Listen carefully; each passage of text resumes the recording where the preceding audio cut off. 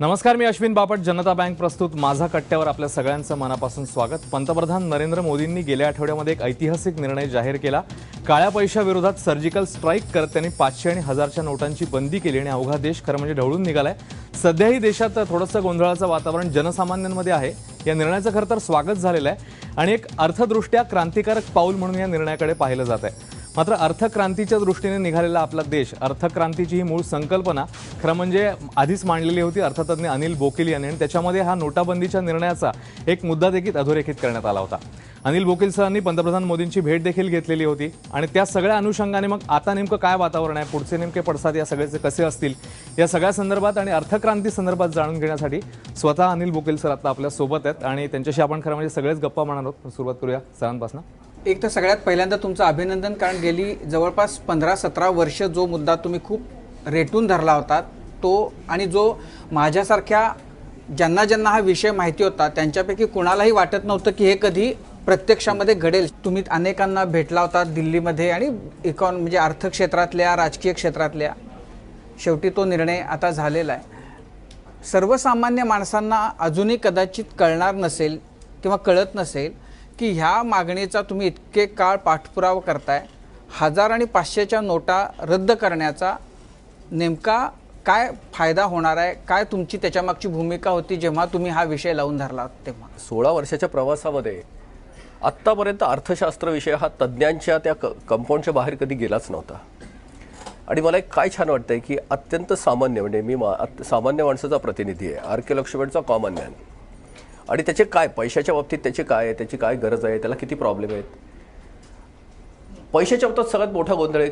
99% लोकांना अजूनही असं वाटतं की ह्या नोटा जेव्हा छापल्या जातात तेव्हा त्याच्या पाठीमागे काहीतरी सुवर्णाचा म्हणजे सोन्याचा काहीतरी साठा असतो किंवा सरकारकडे काहीतरी फॉरेन एक्सचेंज असतं. म्हणजे ज्या नोटा छापल्या जातात त्या प्रमाणामध्ये सोनं रिझर्व्ह बँकेत ठेवणं वगैरे सगळं झूट आहे. कधी नाही, झूट नाही, ते होतं 1956च्या आधी. त्याला गोल्ड स्टँडर्ड असं नाव होतं. पण त्याच्यानंतर सोन्यातनं, पूर्वी काय व्हायचं की सोन्यातनं पैसा तयार व्हायचा. एवढं सोनं आहे म्हणून एवढा पैसा. आता एक्झॅक्टली उलट आहे, पैशातनं सोनं तयार होतं आता.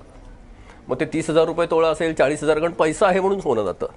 सोन्याचा आणि पैशाचा आता काही संबंध नाही. सोनं आता हे कमोडिटी ह्या वेळेला. आणि पण म्हणजे याचा अर्थ सरकार त्यांना हवं तेवढ्या नोटा छापू शकतं निश्चित. आणि ते नुसतं नाही छापू शकत, सरकार त्याच्यावर गंमत करतं. आज 1000 ज्याच्यावर तर एक शून्य तर सरकारने वाढवलं. आजची 1000ची नोट तयार करायला सरकारला 3 ते ₹3.25 रुपये एवढा खर्च येतो. एक जर शून्य वाढवलं तर त्याच कागदाच्या तुकड्याची किंमत 10,000 रुपये. विनिमयात आपल्याला ते 10,000 रुपयाचा एक्सचेंज स्वीकारायला लागेल. याला लीगल स्टँडर्ड, लीगल हे म्हणतात टेंडर. तुम्ही मोदीजींचं तर आत्ता भाषण जर तुम्हाला आठवत असेल तर त्यांनी एकच सांगितलंय की आम्ही याची लीगल टेंडर म्हणून मान्यता काढून घेत आहोत. आता तो कागदाचा तुकड्याला काहीच नाही, त्याला फक्त कॉन्स्टिट्युशनल बॅकअप असतो. लीगल टेंडरचा अर्थ असा आहे की व्यवहारात, विनिमयात जर मी तो नाकारला तर मी सरकारला चॅलेंज दिलं आणि माझ्यावर फौजदारीच खटला होऊ शकतो थेट. ज्या मूल्यामध्ये सरकार कर स्वीकारू शकतं ते मूल्य अधिकृत मूल्य असतं, ते चलन अधिकृत. उद्या जर सरकारने डॉलरमध्ये जर स्वीकारायला लागला कर तर डॉलर हे आपलं अधिकृत मूल्य होईल. कारण सरकार हे सगळ्यात मोठं संस्था असते की जी खरेदी करणारी आणि विकणारी सर्वोच्च. त्यामुळे त्याला जो विनिमयाला चालेल ते सगळ्या देशाला चाललं लागतं. म्हणून याला लीगल टेंडर किंवा याला उच्च मूल्य, उच्च ताकदीचा पैसा, म्हणजे हाय पॉवर्ड मनी असं म्हणतात. तो हाय क्रेडिट मनी नाही आहे, हाय पॉवर्ड मनी आहे. सरकारकडे कायदा सुव्यवस्था आणि संरक्षण असे 2 मोठी ताकदी असतात. फिजिकल पॉवर पण असतात. ते कुठल्या उद्योजकाच्या हातात ते जाऊ शकत नाहीत. म्हणून सरकार ज्याला म्हणेल की याला आम्ही पैसा भरणार आहोत, आम्हाला याच्यात कर पाहिजे, ते तसंच्या तसं स्वीकारायला. पण म्हणजे सरकार कितीही पैसा छापू शकतं आणि बाजारात आणू शकतं, कितीही छापू शकतं, आणू शकतं. आणि ते आणत आहे म्हणूनच ती महागाई वाढते आहे. महागाईचे खरं सांगायचे इतके सोपे 2 कारण आहेत. एक तर असतं की एक तर मागणी खूप जास्त आहे आणि पुरवठा कमी आहे, तेव्हा महागाई वाढते. ज्याला इंग्लिशमध्ये असं म्हणतात की डिमांड पुल आणि सप्लाय कन्स्ट्रेंट, हे महागाईचं पहिलं कारण. आणि दुसरं जे कारण आहे महागाईचं की टू मच मनी चेजेस फ्यू गुड्स. म्हणजे आधी पैसा तयार होतो आणि तेवढ्या वस्तू आणि सेवा बाजारात उपलब्ध नसतात. सरकार जेव्हा पैसा छापतं सतत तेव्हा असं घडतं, कारण पैसा मार्केटमध्ये येतो तेवढे वस्तू आणि मूल्य तयारच झालेलं नसतं आधी, म्हणून याची महागाई वाढत असते. आपला देश जो सतत महागाईला जे आता फेस करतो आहे त्याचं कारण हे आहे बरं का, टू मच मनी चेजेस फ्यू गुड. हे नाही आहे कारण की डिमांड पूल आणि सप्लाय कन्स्ट्रेंट, हे नाही आहे कारण, एक्झॅक्टली वेगळं आहे. मग या पार्श्वभूमीवर 1000 आणि 500च्या नोटा रद्द केल्यानं काळा बाजारामध्ये किंवा ब्लॅकचा जो मनी आहे तो बाहेर येऊ शकेल, हा विचार तुम्ही सर्वप्रथम आपल्याकडे मांडलात. तो मांडण्याच्या मागं म्हणजे तुमचा काय काय अभ्यास केला होता तुम्ही, तुम्हाला का या निष्कर्षाला यावं असं वाटलं होतं? हा फक्त काळा पैसा हा वितरणात येतो मोठ्या नोटातनं, कारण तो सोपा असतो. मोठ्या नोटातनं मूल्य हे करायला, कॅरी करायला सोपं जातं. आता मला 1 लाख रुपये असेल तर 1000चं एक बंडल मी कॅरी केलं की संपलं. ते कन्व्हिनियंट असतं, ते कॅरी करायला पण सोपं असतं. दुसरं त्याचं निर्मिती मूल्य असं गंमत आहे की 3 रुपयात 1000ची नोट जर भारत बनवू शकला तर भारताची नोट पाकिस्तान 3 रुपयातच बनवू शकतं, कारण तेही सरकारच आहे. ते तेवढी कॅपिटल इन्व्हेस्टमेंट एकदा झाली मशिनरीची आणि पेपरची की त्याचं निर्मिती मूल्य तेवढंच होतं. पण त्या 3 रुपयामध्ये भारताची 997 रुपयाची फक्त अर्थव्यवस्था उद्ध्वस्त होत नाही. सगळी न्यायव्यवस्था, पोलीस व्यवस्था, कारण या पैशावर सगळ्याला खरेदी करता येतं, कारण ते लीगल टेंडर आहे, त्याला व्यवहारात ना करता येत नाही. ते तितकंच परफेक्ट असतं. आता हे गंमत अशी आहे की ह्या व्यवहारामध्ये ह्या नोटांचं जे इतकं मर्यादित नाही आहे, हे फार सिरियस कुठे होतं, नोटांचे व्यवहार पाऊल खुणा ठेवत नाही. आत्ता मी तुम्हाला 1000 रुपयाची नोट दिली, कुणीही सिद्ध करू शकत नाही हे नोट तुमच्याकडनं कुठून आली आहे. ज्याच्या खिशात ती नोट तो त्याचा मालक. त्याच्यामुळे मुळात त्याची पारदर्शकताच जाते. ते नॉन ट्रान्सपरंट होतं, ते अनअकाउंटेबल होतं. आणि मग करप्शनचं सगळ्यात मोठं प्रभावी टूल होतं, कारण मला पैसे घ्यायचे आहेत तुमच्याकडनं, भ्रष्ट पैसे घ्यायचे आहेत आणि त्याच्या पाऊल खुणा पण ठेवायच्या नाही आहेत. म्हणजे हा पैसा जर मी तुमच्याकडनं बँकेतनं घेतला किंवा डेबिट कार्डनं घेतला, कुठल्या तरी माध्यमातून बँकेच्या, तुमच्या आणि माझ्या दोन्ही अकाउंटला तिची नोंद होते, डेबिटला आणि क्रेडिटला.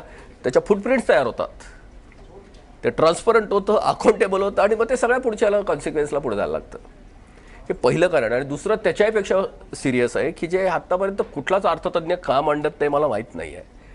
आपल्या देशाच्या सगळ्या मूळ प्रश्नाचा जो मूळ प्रश्न आहे तो दारिद्र्य आहे. आपल्याला आठवत असेल एकदा अब्दुल कलाम यांनी सगळ्या देशाला हा प्रश्न विचारला होता की आपल्या देशाचा मूळ प्रश्न काय आहे. एवढे जात धर्म आपण इतके 5000 वर्ष सगळे इतकी छान राहतोय, आपला कुठला प्रश्न सुटायचा राहिला आहे. आणि गुजरातमधल्या मला वाटते का कुठल्या तरी शाळेतल्या मुलींनी त्याचं उत्तर दिलं होतं की आपल्या देशाचा मूळ प्रश्न दारिद्र्य आहे. आता दारिद्र्याची निर्मिती काय होते आणि ती कसं होतं.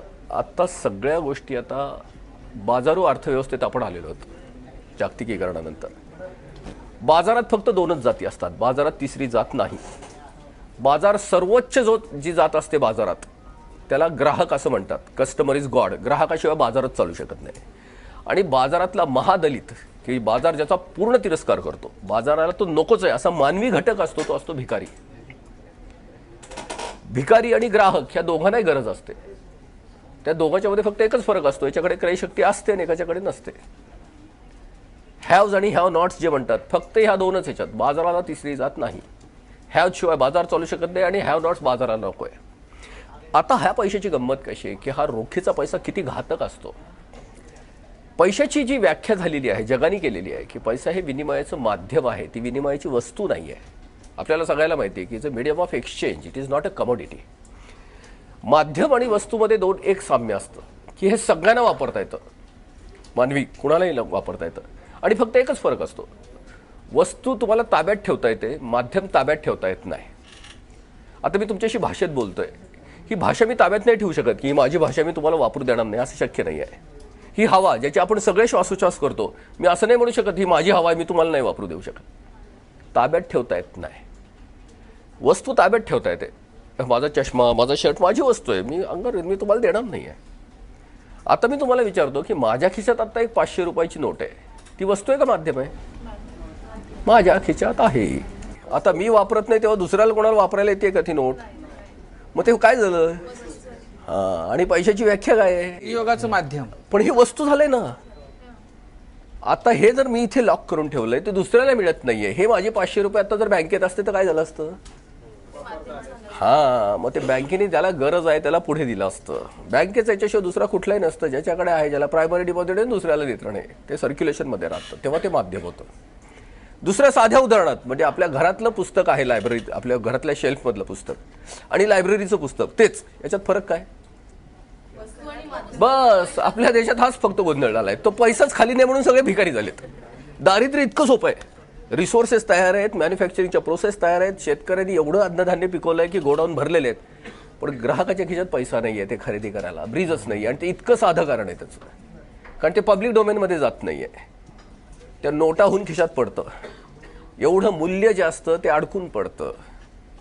काळा बाजार हे सगळे त्याचे साईड इफेक्ट. मेन तुम्ही लक्षात घ्या, दारिद्र्याचं मुख्य कारण जे आहे की त्या माध्यमाची वस्तू होऊन गेली आहे. जेवढ्या विकसित अर्थव्यवस्था आहेत त्याचा सगळ्याचा अभ्यास केला तर तिथे नोटा अत्यंत कमी असतात आणि सगळा पैसा बँकेचा असतो. म्हणजे लायब्ररीची पुस्तकं जास्त असतात पब्लिक डोमेनमध्ये. वाचन झालं की ठेवून द्यायचं, संपलं, पुढे वापरतो.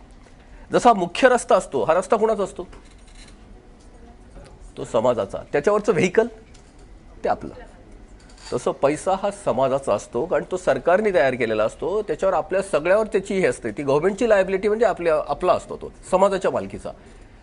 तो जर आपण खिशात ताब्यात ठेवून दिला तो खरं सांगायचं म्हणजे सार्वजनिक पाप आहे. म्हणजे शरीरात जे रक्त फिरत असतं आपलं 5-5.5 लिटर, ते सारखं फिरतं. ते वर दिवसाला किती होतं ते सर्क्युलेट? 2-3 हजार लिटर होत असेल कदाचित. पण तुम्ही लक्षात घ्या की समजा त्या रक्ताच्या याच्यामध्ये गाठी झाल्या वाहनाच्या मध्ये वाहताना, तर काय होईल?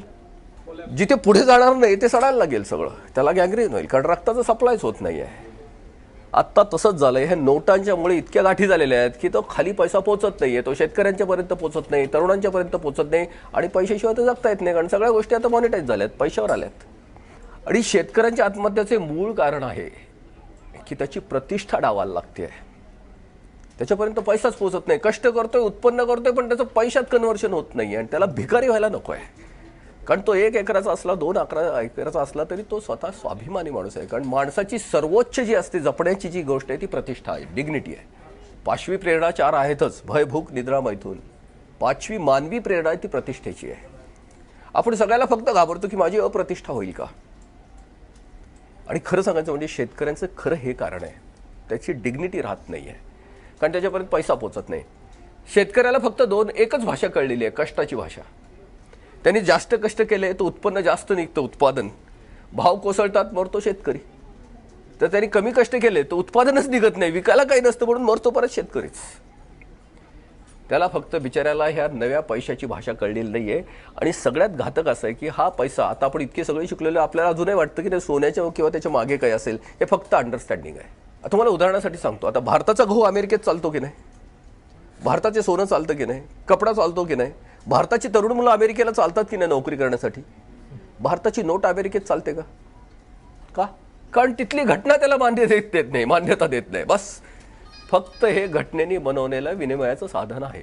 भारतीय घटना त्याला मान्य करते, दुसऱ्या घटने म्हणून ते फक्त विनिमयाचं म्हणून लीगल टेंडर. मोदीजी जे बोलले, दुर्दैवाने काय वागलंय, हे 500 आणि 1000च्या नोटेच्या मध्ये, नोटांच्या मध्ये काय गोंधळ होतो, जीवन मूल्य कसं त्याच्यात अडकते, खाली कसं जात नाहीये, मग आहेरे आणि नाहेरे वर्ग कसं होतो. हे हजारो तरुणांचे मोर्चे निघतात कारण त्यांना दिशा दिसत नाही. भविष्य काळात जायचं कसं? पैशाशिवाय तर काय होणार नाही, पैसा तर येणार नाही. अजून थोडं याचं सिरियस रूप कधी होतं. एवढं जीवन मूल्य त्याच्या व्यवस्थेच्या बाहेर राहतं. आता माझ्याकडे खूप नोट आहेत, तुम्हाला कर्ज हवं आहे आणि सरांची बँक आहे. आता बँकेला काय करेल, ह्या नोटा जर इथे नाही आल्या तर तुम्हाला कर्ज देऊ शकत नाही. मग बँक काय करते, ह्या नोटा तिथे जाण्यासाठी डिपॉझिटवर व्याज देते आम्हाला, म्हणजे मला पैसे देते, भाडं देते मला 8%, 9% जे काय असेल ते. आता बँकेने जर हे 9% रॉ मटेरियल विकत घेतलंय माझ्याकडनं, तर ह्यांना कितीला देईल ती बँक? कमीत कमी 2% ती चालायला, सगळं बँकेचं प्रकरण चालायचं असेल तर नाही, ह्यांना 11 ते 12%ला पडेल. आता गंमत मी तुम्हाला फक्त सिरियसली ह्याच्यासाठी सांगतोय, किती सिरियस आहे लक्षात घ्या.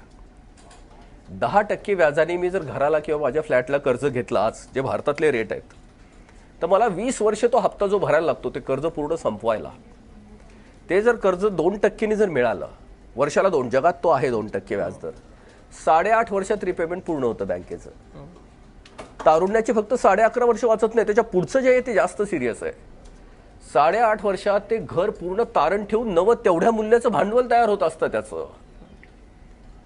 त्या 8.5 वर्षात तुमच्या मुलांच्या शिक्षणासाठी, गाण्यासाठी पुढं नवं मूल्य मिळतं. नाही तर 20 वर्ष फक्त आहे ते घरात जातं.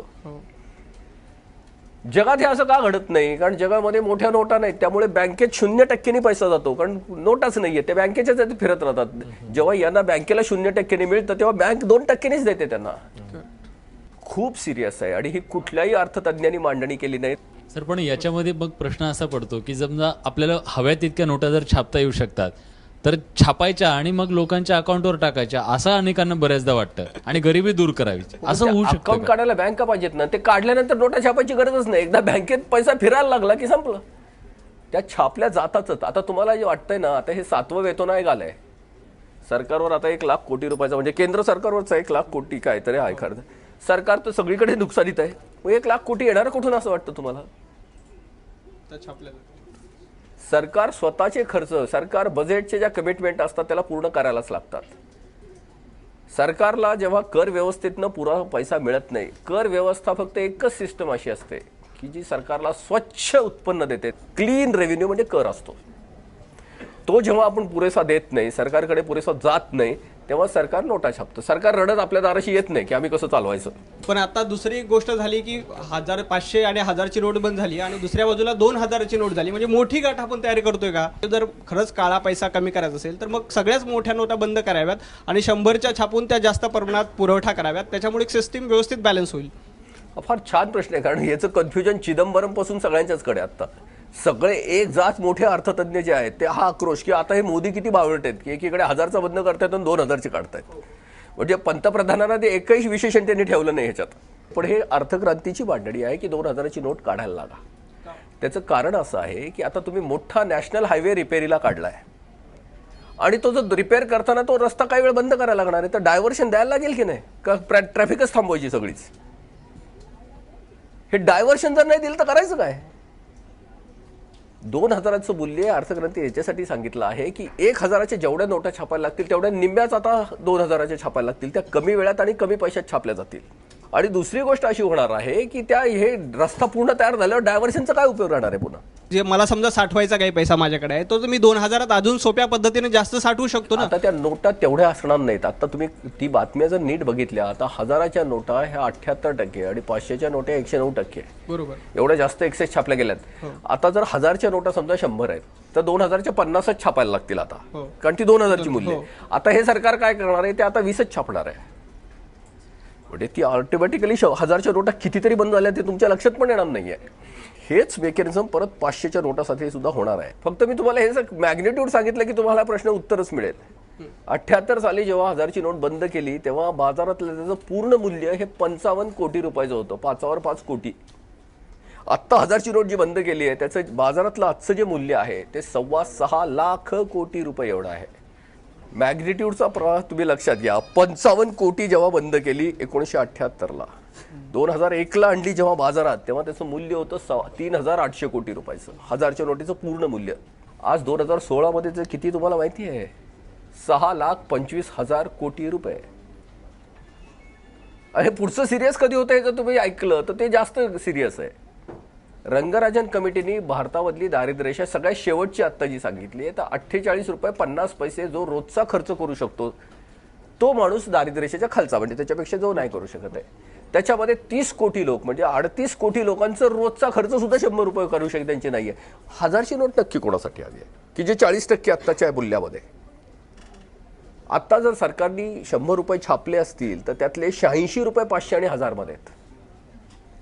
बरोबर. 70% लोक आज आपलं जर आपण जर ग्लोबल जर पॉवर्टी लेवल जर घेतली की $2 पेक्षा ज्याचं रोजचं कन्झम्पशन कमी आहे $2 पेक्षा, त्याला जागतिक याच्यामध्ये दारिद्र्यरेषा समजलं जातं. आणि असं समजलं जातं की भारतामध्ये 70% लोकसंख्या ही $2च्या आतमध्ये आहे, म्हणजे 130 रुपये. मग तुम्ही मला सांगा 500 आणि 1000 गरज नक्की कुणाची आहे? पण हे 2000ची करन्सी लॉंग टर्म जर का राहिली तर पुन्हा माझ्याकडे म्हणजे साठवायला खूप सोपं. आणि जी परिस्थिती आता 1000च्या नोटामध्ये लोकांनी घरामध्ये साठवून ठेवली तीच परिस्थिती एक 15 वर्षानंतर पुन्हा निर्माण होऊ शकते ना. जे सरकार नॅशनल हायवे रिपेरीसाठी थांबवू शकतं ते डायव्हर्शन बंद करू शकत नाही असं तुम्हाला वाटतंय का?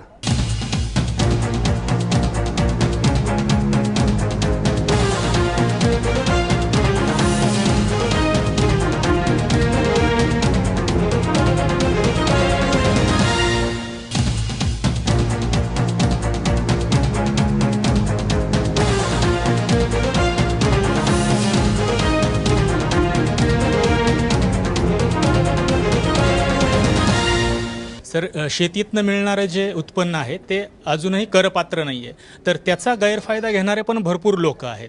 ते पॉलिटिकल शेतकरी आहेत असं म्हणतात. तर त्याला कुठंतरी लगाम घालता येईल अशा पद्धतीची काही आपल्याकडं या अर्थक्रांतीमध्ये काही आहेत का उपाय? हा फार छान प्रश्न सारखा विचारला जातो. शेतकरी कर देत नाही हा जो पूर्ण एक सरसकट गैरसमज आहे. शेतकरी फक्त प्रत्यक्ष कर देत नाही, आयकर, कारण त्याला आयच नाही. उत्पन्न देत तो देईल कसला उत्पन्न कर, पण खर्चावरचे सगळे कर त्याला द्यायला लागतात. शेतकऱ्याला पेट्रोल त्याच भावाने मिळतं 80 रुपये, त्याला डिझेल त्याच भावाने मिळतं, त्यांनी मोबाईल वापरले की 15 रुपये त्याला ते 15% सर्व्हिस टॅक्स द्यायला लागतो. भारतात गंमत अशी आहे की प्रत्यक्ष कर हे 33% आहेत आणि अप्रत्यक्ष कर 67% आहेत. शेतकरी तो 67% भरतोय, ज्याला उत्पन्नच नाही आहे त्याला खर्चावर कर्ज आहे, हे कर लागतो. आणि खरं सांगू शेतकऱ्यांची आत्महत्या किंवा त्याची क्रयशक्ती कमी होण्याचं हे पण एक कारण आहे. अर्थक्रांतीनंतर ते सगळंच संपणार आहे, कारण अर्थक्रांती ना खर्चावर कर लावतीये ना उत्पन्नावर लावतीये, ते चलनावर लावतीये. चलन आलं तरच कर लागणार आहे, कर कापूनच त्याला पैसा मिळणार आहे. आज काय झालंय की 10% शेतकरी अत्यंत श्रीमंत आहेत आणि हे बाकीचे सगळ्या लोकांनी जमिनी घेतल्यात फक्त त्यांच्या काळा पैसा दमवण्यासाठी की शेतीचं उत्पन्न दाखवण्यासाठी. त्याच्यामुळे अर्थक्रांतीमध्ये सगळ्यात जास्त होऊ शकतो फायदा तो शेतीला. समजा एखाद्याकडे 50 लाख रुपये ब्लॅक मनी आहे की व्हाईट मनी आहे तो प्रश्न वेगळा, पण ते जे पैसे असतात ते त्यांनी सर्व्हिस दिलेली असते किंवा एक इंडस्ट्रियल आउटपुट किंवा काही प्रोडक्शनचं आउटपुट असते ते त्याचं एक रूपांतर असते. ते जर ते पैसे रूपांतरित नाही केले गेले, जसं आता गंगेत ते पैसे फेकले किंवा कुठे काही कचऱ्यात फेकले जातात, जे अर्थव्यवस्थेवर त्याचा काय परिणाम होईल? हेच जर पैशाचं बार्ड झाले तर मग त्याचा GDPवर काय परिणाम होईल? मग फार छान आहे आणि फार सोपा पण प्रश्न आहे. संपत्तीचे 2 भाग असतात, एक असतं धन आणि दुसरं असतं द्रव्य, असेट आणि लिक्विडिटी. त्यातलं असेट जे असतं धन की ज्याचा थेट वापर करता येतो, त्यात सगळं येतं, सेवा वस्तू सगळं आलं. आणि द्रव्य म्हणजे फक्त माध्यम असतं की जे एक्सचेंजसाठी लागतं. द्रव्याला स्वतःची काहीच व्हॅल्यू नसते, ते स्वतः शून्य व्हॅल्यूच असतं. आता हवेची व्हॅल्यू काय? ॲक्च्युली व्हॅल्यू जर मूल्य जर म्हटलं तर युटिलिटी भागिले अवेलेबिलिटी म्हणजे उपलब्धता. जसं आता माझ्याकडे पाण्याची बाटली, त्याची वाहत्या नदीच्या किनारी त्याचं मूल्य किती? पाण्याच्या बाटलीची का? कुठलीही गोष्ट त्याच्या भागिले infinite availability is equal to 0, कारण ती इन्फायनाईट अवेलेबल आहे. पण तीच पाण्याची बाटली वाळवंटात गेल्यावर त्याची इन्फायनाईट, कारण कुठली गोष्ट डिवायडेड बाय 0 करून इन्फायनाईट. मूल्य जे ठरतं एखादी गोष्टीची उपयोगिता किती आणि उपलब्धता किती. हे कागदाच्या तुकड्याचं लिगल टेंडर गेल्यानंतर त्याची उपयोगिता संपली, किती उपलब्ध असली तरी त्याला स्वतःची व्हॅल्यू नसते, ती नोशनल व्हॅल्यू आहे. सरकारने ते नाकारली, माध्यम नाकारलं, सरकारने त्या वस्तू आणि सेवा नाकारल्या. वस्तू तर वापरल्या, मी जेवण केलं, आता त्याचं रक्त तयार झालं, संपलं. आता दुसऱ्या जे येणार नवं माध्यम येणार ते नव्याला क्रिएटिव्ह करणार. उलट ह्या ज्या नोटा पाऊल खुणा न ठेवणारे व्यवहार जे करता येतात त्यातनं एवढा मोठा जे सगळे नंबर 2, 3चे घातक समाज विघातक जे होतात ते आता सगळे थांबणार.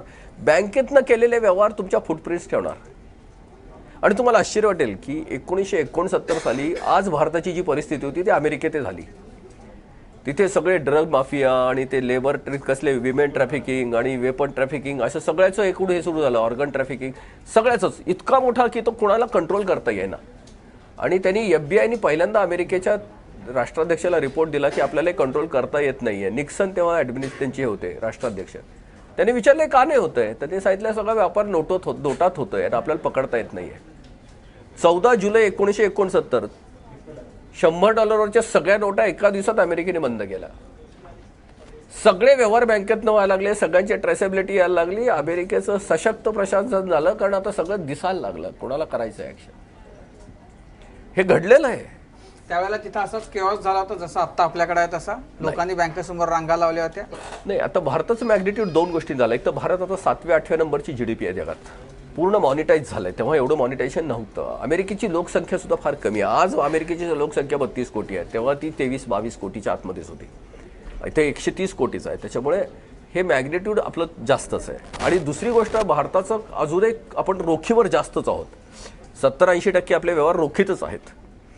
म्हणजे त्या नॅशनल हायवेवर खूप गोंधळ आहे, कारण तो हायवे अजून तयारच व्हायचा आपला आणि त्याच्यावर एवढी प्रचंड ट्रॅफिक आहे. त्याच्यामुळे आपला गोंधळ आपल्या एकूण लोकसंख्येच्या मॅग्निट्यूडच्या प्रमाणात व्यवस्थित आहे. हे प्रपोज करत होता की 500च्या आणि 1000च्या नोटा रद्द करा. रद्द करणं एक वेळ सोपं आहे, पण रद्द केल्यानंतरची जी परिस्थिती निर्माण झालेली आहे त्या परिस्थितीमधून म्हणजे बाहेर पडण्यासाठी काय केलं पाहिजे? गोंधळ फक्त ज्यांच्याकडे काळा पैसा आहे त्यांचा गोंधळ आहे, बाकी सगळ्यांची तारांबळ होती आहे. सामान्य माणसाचा गोंधळ बिलकुल नाही आहे. तो म्हणून तर देशाला सपोर्ट करतो. तारांबळ आहे विचारायची की आता मी काय करावं.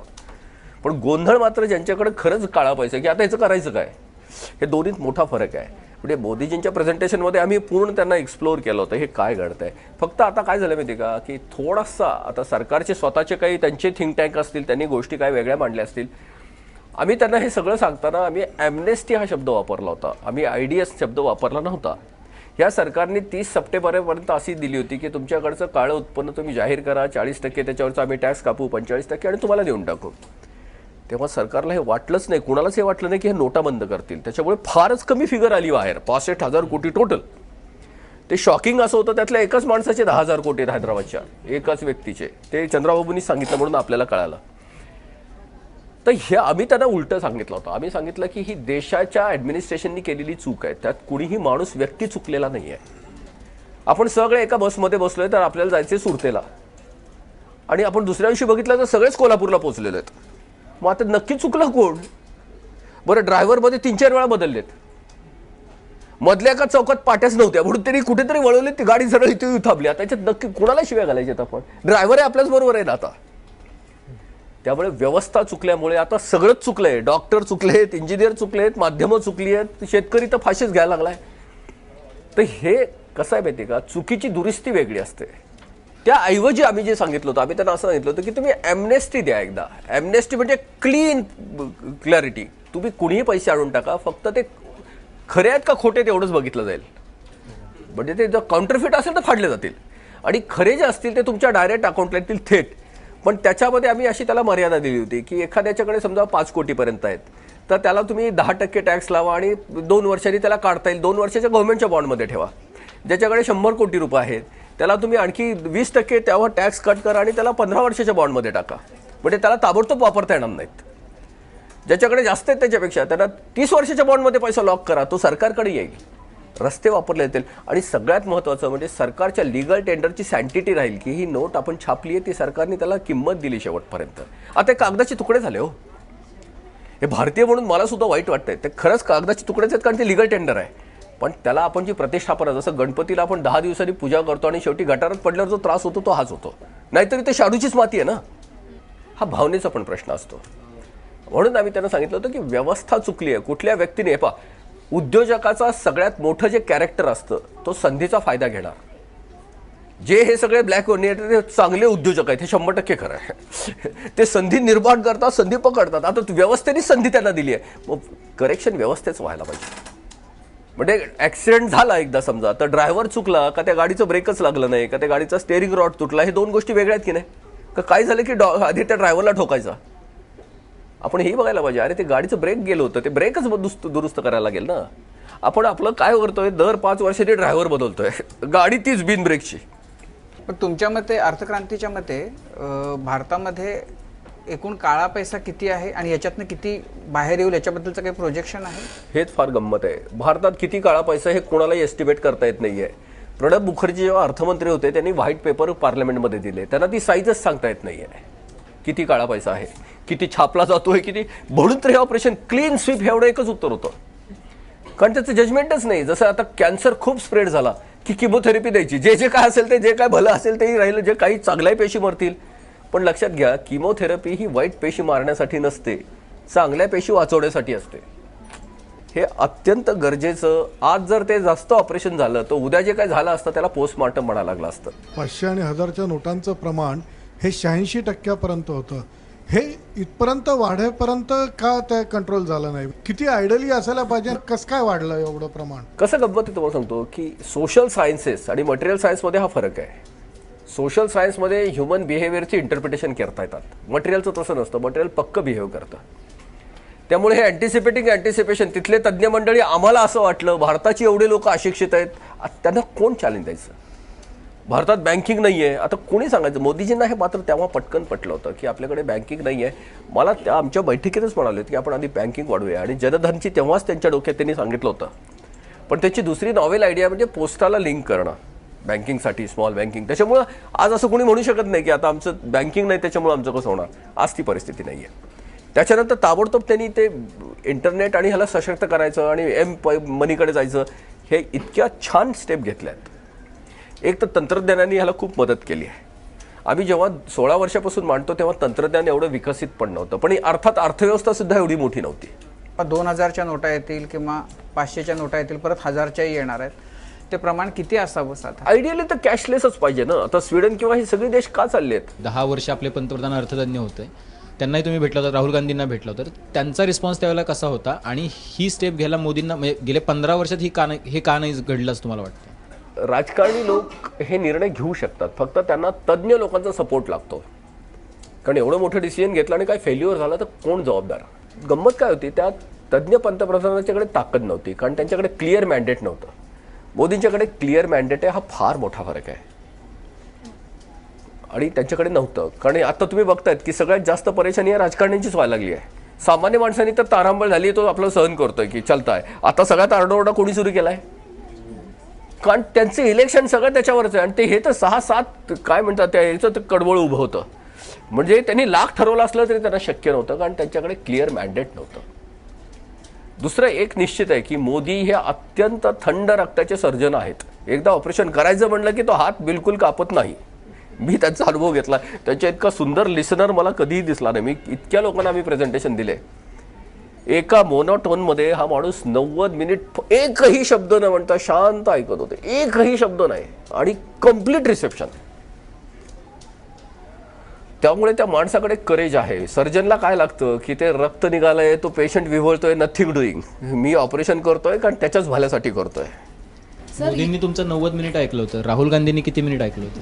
नाही, हा काय झालंय की थोडासा सर्कॅस्टिक याच्यात व्हायरल झालंय. राहुल गांधींनी जेव्हा ऐकलं 1-2 मिनिटांमध्ये, त्यामुळे लक्षात आलं की याला खूप पाठीमागे बॅकअप पाहिजे. त्यांना बॅकग्राऊंड नव्हतं. त्यांनी आम्हाला ताबडतोब त्यांच्या थिंक टँककडे पाठवला. ती व्यक्तीचा संबंध नाही बरं का याच्यात. म्हणजे त्यांच्या पद्धतीने त्यांनी योग्यच ते हे केलं होतं. फक्त मोदीजींच्यामध्ये एक मोठा गंमत आम्हाला काय दिसले तुम्हाला सांगतो, की तो माणूस उद्योजक आहे, लघुउद्योजक असल्याने, चहा विकला असल्यामुळे त्यांनी संपत्तीची निर्मिती त्यांना माहिती आहे कशी होती आहे. आत्ता आपल्यापर्यंत आपल्याकडे आलेले जे आत्ता आपले पंतप्रधान असतील, नंतर काय वित्तमंत्री, हे सगळे लॉ ग्रॅज्युएट्स आहेत, चार्टर्ड अकाउंटंट्स आहेत आणि अकॅडमिशियन्स आहेत, की त्यांचा संपत्ती निर्माणाशी शून्य संबंध आहे.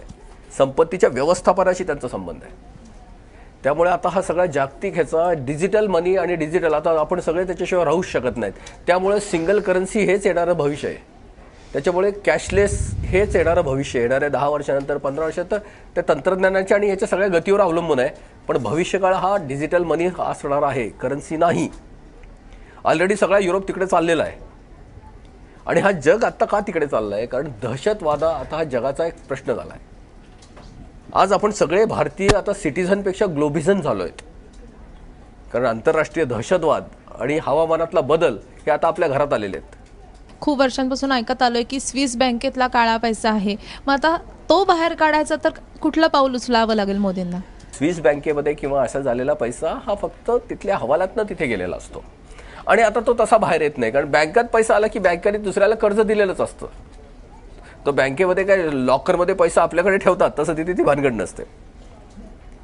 त्याच्यामुळे तिथल्या व्यवहारात तो पैसा आलेला आहे. आता तो पैसा परत इथे कसा येईल? तर भारताची अर्थव्यवस्था जितकी मोठी होईल की गुंतवणूक म्हणून तो इथे येईल. पण जो रिअल इस्टेटमध्ये मोठ्या प्रमाणात काळा पैसा गुंतवला गेल्याचं सांगितलं जात आहे, कॅश प्रमाण तिथे खूप जास्त आहे, तर तो बाहेर काढण्याकरता काही उपाययोजना आहेत का किंवा कशा पद्धतीने? काहीच नाही झालेलं. त्या जागेची किंमत ही नोटा गेली की ऑटोमॅटिकली खाली येईल. सगळीच महागाई खाली येईल. समजा माझा फ्लॅट आज 1 कोटी रुपयाचा आहे, उद्या त्याची किंमत 30 लाख रुपये होईल. पण 30 लाखाबरोबर माझे सगळं जीवनाचं स्तरच खाली येईल. पेट्रोल 28 रुपये येईल. तुम्ही एक लक्षात घ्या, अर्थव्यवस्था जेव्हा येते ती समांतर पूर्ण प्लेनच खाली जातो. असं होत नसतं की एक खाली राहिलं म्हणजे 1 कोटी मिळतील आणि मला पेट्रोल परत 30 रुपयाने मिळेल, असं होत नाही. तेव्हा हे तेही खाली जातं, हेही खाली जात असतं. सर, पैशाचे व्यवहार, आर्थिक व्यवहार हे सगळे रिझर्व्ह बँकेच्या अंडर येतात. इवन नोटांवर सही पण गव्हर्नरची असते. मग हा नोटाबंदीचा निर्णय पंतप्रधानांनी देशासमोर मांडणं कितपत योग्य आहे? रिझर्व्ह बँक आणि सरकार हे दोन वेगळे. मूल्य जे असतं, नोटेचं मूल्य सरकार ठरवतं आणि नोटा किती संख्येत छापायच्या हे रिझर्व्ह बँक ठरवते. संख्या रिझर्व्ह बँकेच्या हातात आणि मूल्य सरकारच्या हातात. त्याच्यामुळे मूल्य ठरवायचा अधिकार संसदेचा असतो. संसदेत ते सांगायला पण लागतं किंवा त्या नंतर हे सांगितलं पण त्याला बिल द्यायला लागतं. डिमॉनिटाईज करताना बिल दिलेलं असतं आणि आधी हे बिल तयार झालेलं आहे म्हणूनच हे मोदींना करता आलं. कारण 78 साली आपण डिमॉनिटाईज केलेलं आहे. ते बिल आज सुद्धा जिवंत आहे. त्याचाच आधारावर हे डिमॉनिटाईज केलेलं आहे. आता तुम्ही सुप्रीम कोर्टात कॅव्हेट जे टाकलंय सरकारने, की एकाने त्याच्याचसाठी टाकलं की हे संसदेला न सांगता कसं करू शकताय. ऑलरेडी एकदा घडलेलं आहे ते बिल आत्ता जिवंत आहे म्हणूनच सरकार हे करू शकलं. की नोटा सरकारने मागं घेतलेल्या आहेत, पण कर प्रणालीमध्ये मात्र कुठलाही बदल नाही केलेला. GST आहे, पण GST याच्यासाठी पर्याय होऊ शकत नाही. तर कर प्रणालीबाबत काय सांगाल की हे, कारण एकमेकांना हे पूरक आहे, दोन्ही गोष्टी एकाच वेळी व्हायला हव्यात. थोडंसं मी पैशाच्या बाबतीत क्लिअर करतो. काळा पैसा वेगळा आणि गुन्हेगारी पैसा वेगळा.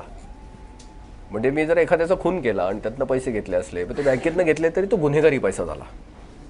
काळा पैसा म्हणजे फक्त टॅक्स चुकवलेलाच पैसा.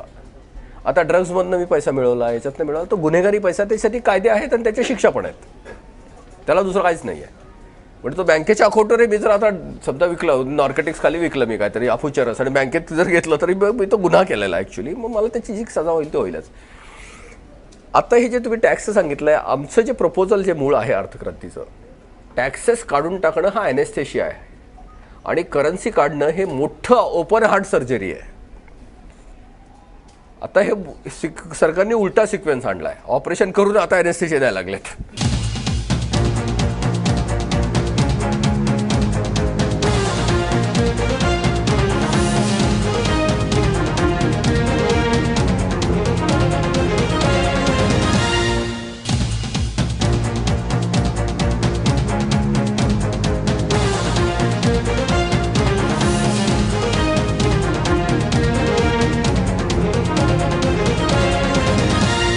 मोदींनी बरोबर 8 वाजता सगळ्या बँका बंद होऊ दिल्या आणि हा निर्णय घेतला. 4 तासमध्ये दिले 8 ते 12पर्यंत. त्याच्यानंतर 12 नंतर 500 आणि 1000च्या नोटा बंद झाल्या. समजा आणखी 24 तास दिले असते तर काय झालं असतं? आपण समजतो तसं ते 4 तासाचं आणि हे नसतं. त्याच्या पाठीमागे बरीच तयारी असते. फक्त जास्त वेळ दिला असता तर काळ्या पैशावाल्यांनी तो पैसा खाली गरीब लोकांच्याकडे ढकलला असता. अजून जास्त निष्पाप लोक त्याच्यात गेले असते. सहकारी बँका आणि पतसंस्था यामध्ये गफला करू शकतात अशी एक शक्यता होती, तर ती किती खरी आहे? ती खरीच असते, कारण रिझर्व्ह बँकेच्या अंडर ह्या दोन्ही येत नाहीत. रिझर्व्ह बँकेच्या खाली कॉपरेटिव्ह बँकांनी येतं, त्याचं पार्शियल फक्त गव्हर्नन्स असतं, बाकी कॉपरेटिव्ह मिनिस्टरकडे असतं. पण ह्याच्यावर तयारी चाललीच आहे की हे सगळे रिझर्व्ह बँकेच्या अंडर. आणि पतसंस्था फक्त नोटांवरच चालत आहेत. नोटा झाली की पतसंस्था ऑटोमॅटिकली संपणार आहेत. आणि कॉपरेटिव्ह ज्या बँका आहेत त्याला पटापट नॅशनलाइज बँकेशी आता लिंक केलं जाईल. दुसरी गोष्ट लक्षात घ्या, पतसंस्थाचे व्याजदर खूप जास्त असतात, कारण ते व्याज जास्त घेतल्यामुळेच नोटा त्यांच्याकडे येतात. जेव्हा सरकारी बँका किंवा मोठ्या बँका जेव्हा 2%, 3% कर्ज द्यायला लागतील तेव्हा लोक पतसंस्थेकडे जाणारच नाहीत. तर या परवा जो हा निर्णय झाला मंगळवारी 500 आणि 1000च्या नोटा रद्द करण्याचा, तर त्याचे शॉर्ट टर्म आणि लॉंग टर्म काय फायदे आहेत असं तुम्हाला वाटतं? फायद्यापेक्षा कसं आहे माहिती का, मोठा आजार निघून गेल्यानंतर फायदा काय असणार आहे सांगा? कॅन्सरमध्ये माणूस त्याचा कॅन्सर क्युअर झाला, मग याचा फायदा काय असणार आहे मला सांगा? अर्थक्रांती करेक्शन मॉडेल आहे. माझा मोठा रोग निघून गेल्यावर माझा फायदा काय मला सांगा बरं? रोग निघून जाणं हाच फायदा आहे की नाही? रिकरिंग नाही व्हायला पाहिजे. नाही, ते पुढचा तो फायदा नसतो, ते प्रोव्हिजन असते पुढे किंवा प्रिकॉशन असते ती. हां, माझा रोग बरा झाल्यावर मग पहिलवान व्हायचं का चित्रकार व्हायचं ते पुढचे डेव्हलपमेंट प्लॅन पुन्हा. आता राजकारण्यांचे एवढाले 200 कोटी 1000 कोटीच्या प्रॉपर्टी आहेत, कुठे स्ट्रेसेबल नाहीत कारण नोटात आहेत त्या. आता इलेक्शनच्या वेळेला नोटा वाटल्या जातात ना, का तुम्हाला चेकनी पैसे देणार आहेत? ते कुठले तर आहेत ना मुख्यमंत्री, त्यांच्यावर आता चाललंय चेकनीच पैसे खाल्ले, ट्रेसेबल झालं ना ते सगळंच. त्याच्यामुळे भ्रष्टाचाराला ट्रान्सपरन्सी हेच एक उत्तर आहे. आणि बँकेचे व्यवहार ट्रान्सपरंट असतात कारण त्याच्या पाऊलखुणा राहतात. नाही, पण जेव्हा जे भ्रष्ट लोक आहेत तर ते त्याच्यात मार्ग काढतील ना. चोर आणि पोलिसचा खेळ निरंतर चालणार. चोर नव्या चोऱ्या शोधत राहणार, पोलिसने त्याच्यावरचे शोधत राहायचे प्रत्येक वेळचे. जगात ह्या सत्ययुगाची सगळेच वाट बघतात की सगळेच राम व्हावेत. ते रामालाही शक्य नव्हतं. आमच्या इंजिनिअरिंगमध्ये आम्ही याला फार छान म्हणतो, ह्याला लॉ ऑफ नेचर्स डेव्हिएशन असं म्हणतात. नेचर्समध्ये डेव्हिएशनमध्ये काय की अपवाद आणि नियम सिद्ध होतात. निसर्गामध्ये 96% प्रकृती असते, 2% संस्कृती आहे, 2% विकृती आहे. संस्कृतीचा अर्थ असा आहे की मला भूक लागली आहे, माझ्या ताटात 1 भाकरी आहे, मला 2 भाकरीची भूक आहे, पण समोर एक पिल्लू दिसतंय त्याला भूक लागली आहे, माझ्या भाकरीतली मी काढून देतो. प्रकृती म्हणजे अशी आहे की मला बी कष्ट करून कमवलेलं आहे, मी ना कुणाला मागितलं ना कुणाला दिलं, माझी भाकरी मी खाल्ली, ना मी कुणाला मागितली ना कुणाला दिली, ही प्रकृती. आणि विकृती अशी आहे की समोरच्या पिल्लाच्या ताटामध्ये गुलाबजाम दिसत आहेत, माझं पोट भरलंय, हळूच कसा काढून घेता येईल मला? 2% संस्कृती 2% प्रकृती हे विकृती ह्याचं चिरंतन चाललेलं आहे. रामराज्याची आपण जी संकल्पना आहे तेव्हा ही 96% प्रकृती संस्कृतीबरोबर चालत होती. तिला स्वतःचा कुठलाही कॅरेक्टर नाही, ती सर्वायवलसाठी बिचारी धडपडते. जे पॉवरफुल आहे तिकडे जाते. आता जर व्यवस्था पॉवरफुल झाली की व्यवस्थेकडे जातील. अमेरिकेतली लोक फार आकाशातनं पडलेली नाही, जपानमधली तर बिलकुलच पडलेली नाही आहेत. त्यांच्याकडे गुन्हेगारी कार्य होत. जपान हा जगातला सगळ्यात कमी गुन्हेगारीचा देश आहे. तिथे गुन्हेगारीच नाही आहे. गुगलला तुम्ही सर्च केलं की तुम्हाला लक्षात येईल ते क्राईम इंडेक्स सगळ्यात कमी आहे. जगात सगळ्यात जास्त आत्महत्या जपानमध्ये आहेत. कारण हत्या करायची नाही त्याचा स्ट्रेस त्यांना इतका जास्त होतो की आत्महत्याच करून मोकळे होतात. भारताचा माणूस रस्त्यावर शिव्या घालतो, भांडणं करतो, पैसे देतो, अरे घे यार, आणि परत चहा प्यायला दोघंही मोकळे. काय असतं तर तिथल्या तिथल्या देशाचा स्वभाव असतो. पण मी तुम्हाला उदाहरण याच्यासाठी सांगतो कारण भारतीय मन कसं आहे आणि तुम्ही मुंबईतली लोक आहात, तुम्ही तो अनुभव घेतलेला आहे. 26 जुलै 2005 मध्ये प्रचंड मुंबईत पाऊस झाला होता. ढगफुटीच झाली होती. काय तर 900-950 mm पाऊस पडला होता. 3 दिवस मुंबई पाण्याखालीच होती, जसं चेन्नई गेल्या वर्षी होती. तुम्हाला आश्चर्य वाटेल कारण तुम्हाला माहिती आहे, पण तुम्हाला मुंबईतलंच असल्यामुळे कदाचित ते माहितीही नसेल. एकही पोलीस केस झालेली नाही आहे तेव्हा मुंबईत 3 दिवस. FIR नाहीत बरं का, म्हणजे अंडर एक्स्ट्रा ऑर्डिनरी कुठलाही FIR नाही आहे. इतकं लोकांना आश्चर्य वाटायला लागलं की तरुण मुलं स्वतः पाण्यामध्ये आणि सिनियर लोकांना खायला घालायला लागली आहेत. एकाही याची स्त्रीची कुठल्या पद्धतीने काही कुठे अब्यूज नाही, कुठे काही नाही. लोक स्वतः, जात नाही, धर्म नाही, काही नाही. मुंबई हा मिनी इंडिया आहे. इथे देशातल्या सगळे जाती पाती धर्म सगळे इथे आहेत, प्रदेश, सगळ्या भाषा आहेत. आश्चर्य वाटण्यासारखं होतं हे. एकही FIR नाही. लोक अशी कशी वागली याचे जगातले सगळे सोशल सायंटिस्ट विचार करत होते. त्यातक्यात दुसरी घटना घडली. 1 महिना आणि 5 दिवसांनी कॅथरीना नावाचं वादळ आला न्यू ऑर्लिन्सला. तुम्हाला आठवत असेल, ते कॅथरीना नाव असल्यामुळे ते आठवत असेल. आणि 3 दिवस ते पाण्याखाली राहिलं. 2005च्याच दोन्ही घटना आहेत. इतका अमेरिकेमध्ये गोंधळ झाला की त्याची सगळी इव्हॅल्युएशन करण्यासाठी बराक ओबामा 2015ला परत गेले की आतून तरी हे सेटल झालंय की नाही. याच्यात तर जगाने काय इन्फ्लुअन्स काढलाय आम्हाला माहित नाहीये, पण अर्थक्रांतीने काढलेला इन्फ्लुअन्स तुम्हाला सांगतोय. भारताच्या व्यवस्था इतक्या भ्रष्ट आहेत की त्या जर काही कारणाने बाजूला झाल्या तर भारताची मूळ वृत्ती वर येते, दैवी वृत्ती जी आहे ती. आणि अमेरिकेच्या व्यवस्था इतक्या चांगल्या आहेत की त्या जर काही कारणाने बाजूला आल्या तर तिथल्या मूळ दानवी वृत्तीवर येतात. असं आमचं ऑब्झर्वेशन आहे. भारताला वृत्तीवर काम करायची गरज नाहीये तर व्यवस्थेवर काम करायची आहे. आणि अमेरिकेला व्यवस्थेवर काम करायची गरज नाही तर त्यांना वृत्तीवर काम करायची आहे. त्यांचं धर्मशास्त्र बिघडलंय, आपलं अर्थशास्त्र बिघडलंय. पण गोंधळ काय लागलाय, आपण दोघांचे पोट दुखायला लागली आहेत म्हणून आपण तेच औषध द्यायला लागलो. त्यांचं जास्त खाण्याने दुखायला लागलं, आपलं कमी खाण्याने दुखायला लागलंय. पण औषध मात्र अमेरिकेचंच घ्यायचं आपल्याला. सर, साधारणतः एक 9 वर्षापूर्वी ज्यावेळेस माझा चॅनल नवीन सुरू झालं, त्याच्या पहिल्या स्वातंत्र्य दिन आला भारताचा, तर त्यावेळेस तुमची थक्क करणारी अर्थक्रांती बहुतेक माझ्या सगळ्या महाराष्ट्रातल्या मेजॉरिटी व्ह्युअर्सनी पाहिली होती. ते इतक्या लवकर त्या स्वप्नाकडं जाता येईल असं वाटलं नव्हतं कुणालाही. तुम्हाला कदाचित तुम्ही इतकी वर्ष प्रयत्न करता, हे आता जाऊन कुठं पूर्ण होईल असं वाटलं होतं, अंदाज होता. उशीर तर याला झालेलाच आहे. आणि आता त्याचं क्रेडिट तुम्हाला मनमोकळेपणाने फार सरकारी पातळीवर दिलं जाते असं दिसत नाही. तुमचं नाव आलं माध्यमांमध्ये आहे. तुम्हाला एक सांगतो, आम्ही विद्यार्थी सायन्सचा, मी इंजिनिअरिंगचा माणूस असल्यामुळे माझा सायन्सवर पूर्ण विश्वास आहे. मग आम्हाला तेव्हाही माहीत होतं पाणी 100 डिग्रीला उकळतंच, फक्त गॅस बंद होऊ द्यायचा नाही. ते 98 डिग्रीला अजून झालं तरी उकळत नाही म्हणून आम्ही फ्रस्ट्रेट होणार नव्हतो. 100 डिग्री आल्यावर उकळणार हे आम्हाला माहीत होतं. फक्त प्रयत्न. आणि दुसरी गोष्ट की याचा क्रेडिटचा संबंधच नाही आहे. हे मी माझं घर साफ करतोय. उद्या मी माझ्या घरात झाडू मारला तर मी काय फित लावून फिरायचं का काय, माझं घर मी क्रेडिट काढला, देश माझा आहे हो, असं काय करताय. नाही, ते बरोबर आहे, पण गॅस तो तुम्ही लायटरनं पेटवला होता एवढं तर सांगायला पाहिजे ना. नाही, काही नाही, तो गॅस आपल्या सगळ्यासाठी होता. पण मला त्याच्यात आनंद काय तुम्हाला सांगतो की ह्याच्यामध्ये आता ह्या स्टार माझाचं मी इथे मोकळ्यापणाने हे करतोय, आभार मानतोय. जेव्हा हे नव्हतंच तेव्हा अशा छोटे पटकन हात मिळाले की तेव्हा परत ऊर्जा आली. आज मी तुम्हाला फक्त याच्यासाठी सांगतोय की आज इतकी लोक आम्हाला बोलवत आहेत कारण ब्रेकिंग न्यूज जगभर झाली आहे. आज मी सगळे सोडून फक्त राजीव सरांचा फोन आल्याबरोबर आलो कारण मला ते 2006चे दिवस आठवले जेव्हा मी कुणीच नव्हतं. ते तेव्हा त्यांनी पेरलेलं आहे, हे आम्ही दिलेलं आज फक्त ते फळ आहे. आम्ही इथे येणं हे आमचं क्रेडिट नाही, त्यांचंच क्रेडिट आहे. पेरलंच नसतं तर आम्ही तिथे कशाला आलो असतो. मनपूर्वक धन्यवाद. कारण याच्यामध्ये असे किती हो, म्हणजे यांचे तर इतके पाठीमागचे इतके सबळ हात आहेत की ते इतपत यायला ह्यांची मदत झाली आहे. पण कुणाकुणाचे मानायचे आभार तरी कसे मानायचे. पण शेवटी आम्ही एकच सांगतो की तुम्ही न सांगता झाडू मारतच होता, आम्ही आमच्यासाठी आपल्याच घरासाठी मारतोय आपण.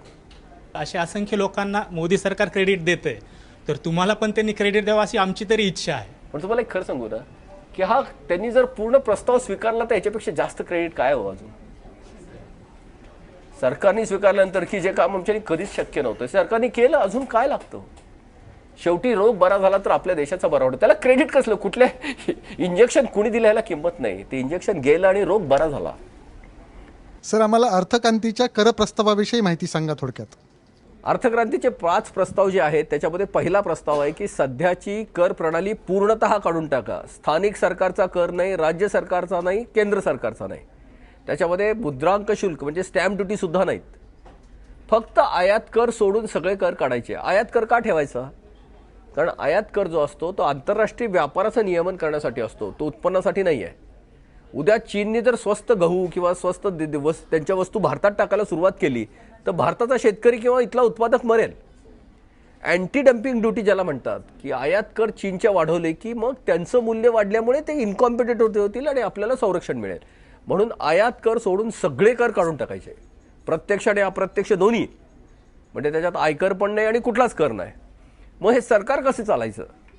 तर सरकारसाठी फक्त बँकेच्या व्यवहारावर एक कर लावायचा. ते अंदाजासाठी 2% सांगतोय, कारण सरकार टॅक्स किती लावू शकतं, खर्चाप्रमाणे कितीही. एक्सपेंडिचर प्लॅन जितके येतील तितके ते पर्सेंट बदलेल, ते डायनामिकच असतं. आता समजा जर 2% कापलं सरकारने, ते कसं लावायचं? ज्या खात्यावर पैसे येईल त्याला तो टॅक्स लागेल, देणाऱ्याला नाही. सरांनी मला 100 रुपयाचा चेक दिला तर मला 98 रुपये मिळतील, सरांना 100च डेबिट झाले, देणाऱ्याला नाही, घेणाऱ्याला. ती बँक तिथूनच त्यातले 70 पैसे दिल्लीला पाठवेल, 60 पैसे मुंबईला पाठवेल राज्य सरकारला, 35 पैसे 40 पैसे 55 पैसे ते सरकार, ते सगळं ठरवायचं मॉडेल आहे, ते डायनॅमिक आहे. ते मुंबई कॉर्पोरेशनला जाईल, स्थानिक प्रशासनाला. आणि उरलेला जो थोडा भाग असेल तर हे सगळे व्यवहार चालवण्यासाठी बँकेला कमिशन. म्हणजे याच्यात काम करणाऱ्याला सगळ्याला पैसे मिळाले. Win win win win. आता दुसरा कशावरही रोखीच्या याच्यावर एकही कर नाही. त्याच्यामुळे रोखीने तुम्ही किती व्यवहार करा, कर नाही. पण 50च्या वरच्या नोटा योग्य पद्धतीने काढून टाका. ही पद्धत आत्ताची आम्हाला योग्य का अयोग्याच्यावर आम्ही म्हणत नाहीये. 50च्या वरच्या म्हणजे ज्या 100ची पण आम्ही सांगितले, कारण आपण हळूहळू कॅशलेसकडे जायला हवं. कदाचित 50ची नोट 100ची नोट 8 वर्षांनी निघेल, 9 वर्षांनी निघेल, जशी सोसायटी, पण ती वाढवायची नाही, आपल्याला काढून टाकायची आहे. आणि सगळ्यात शेवटचं जे आहे की एका विशिष्ट मर्यादेच्या पुढच्या व्यवहाराला कायदेशीर संरक्षण देऊ नका. तो बेकायदेशीर नसेल व्यवहार, पण कायदेशीर संरक्षण पण नसेल. 2000च्या आतमध्ये याच्यासाठी एक व्यवहार एक वेळेचा, म्हणजे दिवसात तुम्ही 100 व्यवहार करा 2,000चे चालेल. पण मी एक फ्रीज घेतला 5,000चा, त्याचे 3-4 बिले गेले तर चालणार नाही, कारण ते 2,000चे वर झाले की त्याला संरक्षणच नाही आहे. 1% वाचवण्यासाठी त्याची गॅरंटी वॉरंटी तुम्ही कशाला सोडाल? ते मिळणारच नाही तुम्हाला. म्हणून श्रीमंताचे व्यवहार हे ऑटोमॅटिकली त्यात येतील. बरं, त्याला त्याचा काय परतावा मिळेल की त्याला कर्ज मिळेल. जितके बँकेचे व्यवहार जास्त तितके त्याला कर्ज जास्त, त्यामुळे बँकेचे व्यवहार जास्त करायला धड पडेल. तो जास्त केले की टॅक्स जास्त. आणि एकाच वेळेला तिन्ही ठिकाणी थेट.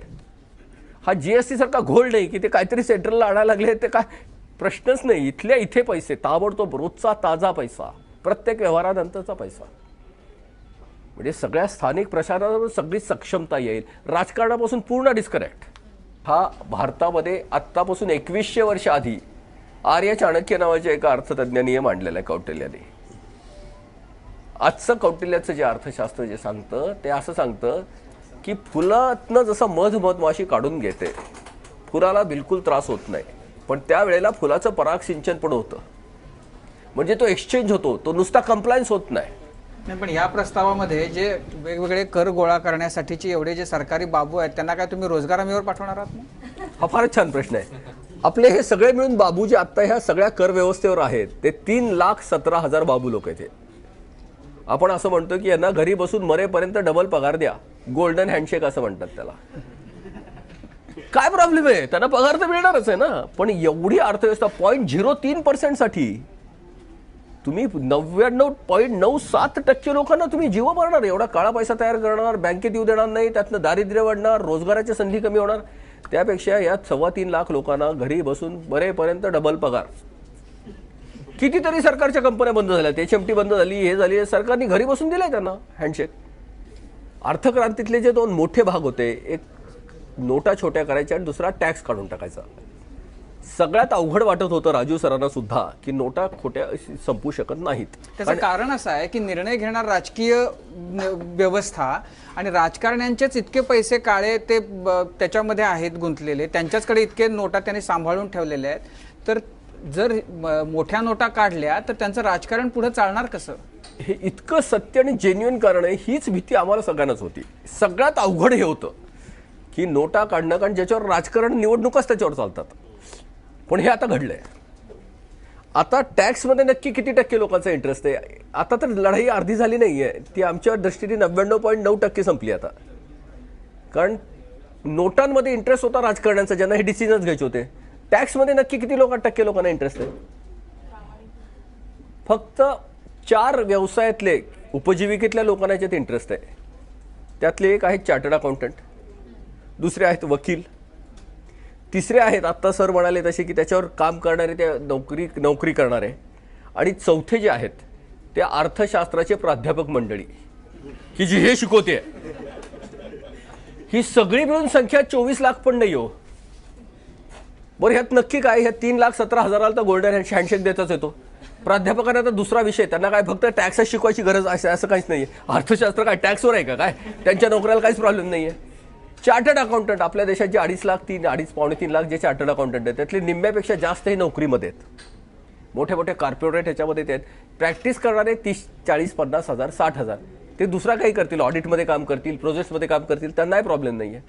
प्रॉब्लेम नक्की किती लोकांना आहे? मग तुम्ही फक्त ह्या 4 व्यवसायातले लोक सोडून कुणाला विचारलं की तुम्हाला टॅक्स बद्दल नको असला तर बरं आहे असं तुम्ही नाही का म्हणणार? सांगा मला. टॅक्स नसला आणि उद्या तुम्हाला 28 रुपयांनी पेट्रोल मिळायला लागलं, कुणाला नकोय सांगा?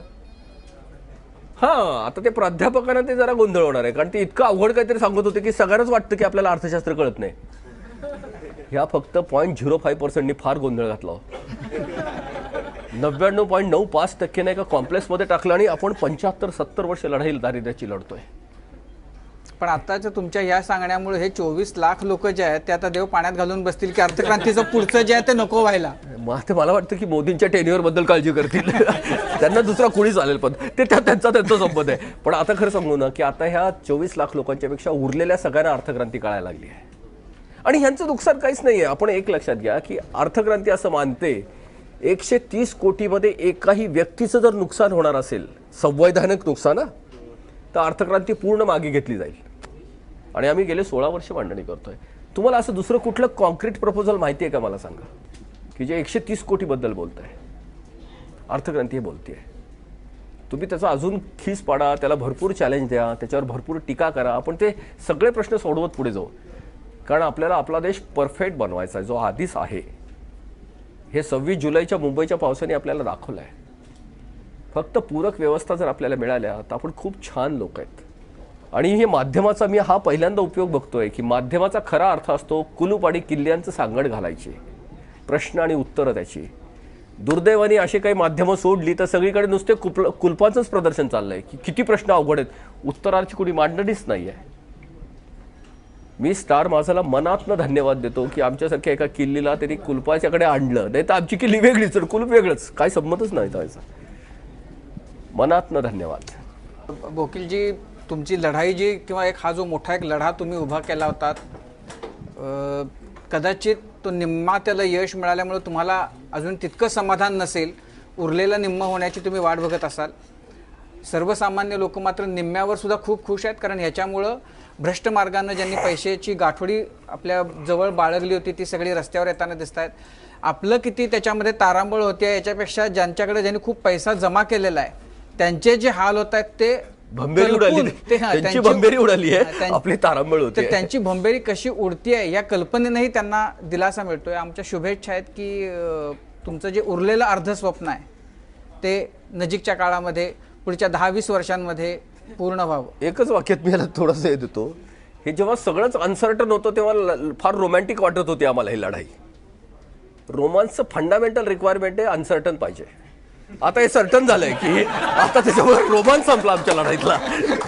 कारण आता गव्हर्नमेंटला पर्यायच नाहीये. आज का उद्या मी आता तुम्हाला ही सांगणार आहे, अर्थक्रांती कुणीही थांबवू शकणार नाही. लांबवू शकेल, थांबवू शकणार नाही. आता अशक्य आहे.